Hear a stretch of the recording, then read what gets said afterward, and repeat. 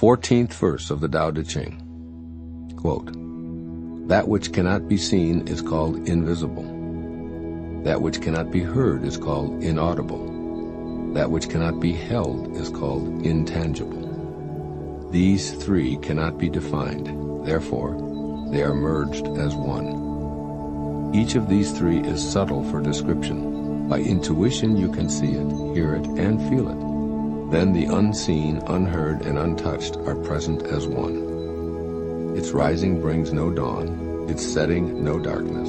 It goes on, unnameable, returning into nothingness. Approach it, and there is no beginning. Follow it, and there is no end. You cannot know it, but you can be it, at ease in your own life. Discovering how things have always been brings one into harmony with the way." Unquote. Living beyond form. Try to imagine the idea of forever, that which has never changed, that which has no beginning or end. It cannot be seen, heard, or touched, but you know it is and always has been. Think of that which even now, in this very moment, as you hear these words, is the very understanding that's within you, that essence that permeates you and everything else, yet always eludes your grasp.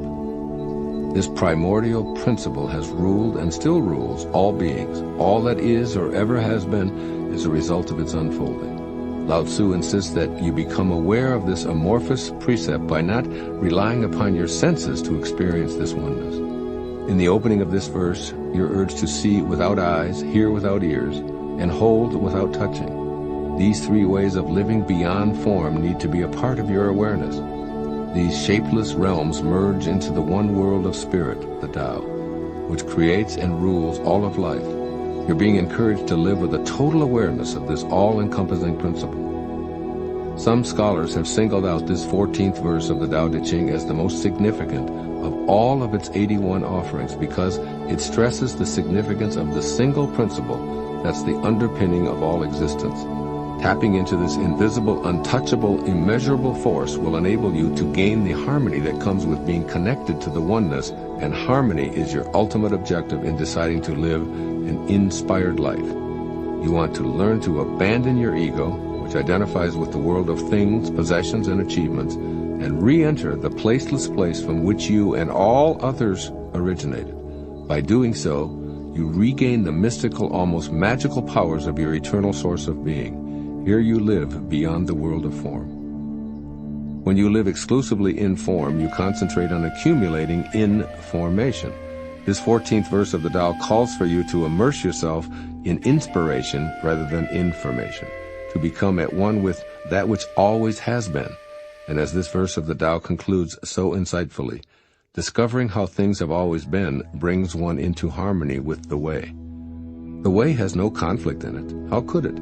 There's only the oneness that is a blend of the invisible, inaudible, and intangible.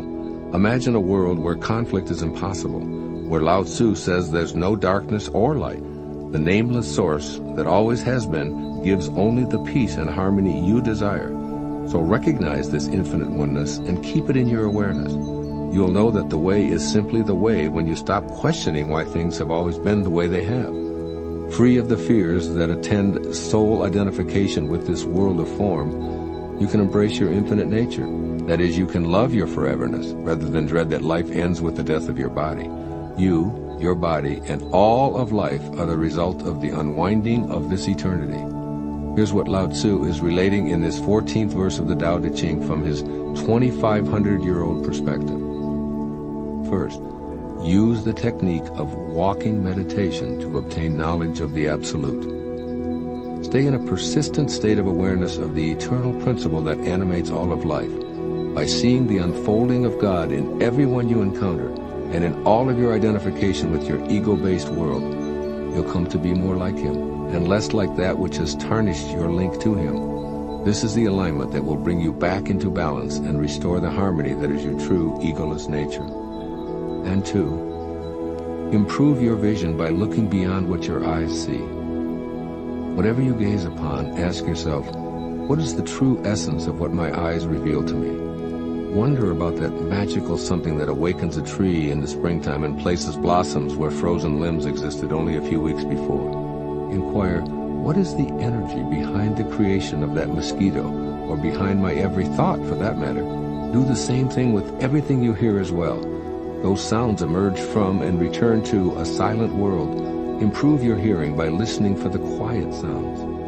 Awe and gratitude will grow when you embrace this forever principle. But even greater than this, you'll awaken to new possibilities that include your own divine magnificence. Your mind will free itself from a false identification with the transitory world, and you'll see the eternal in all things.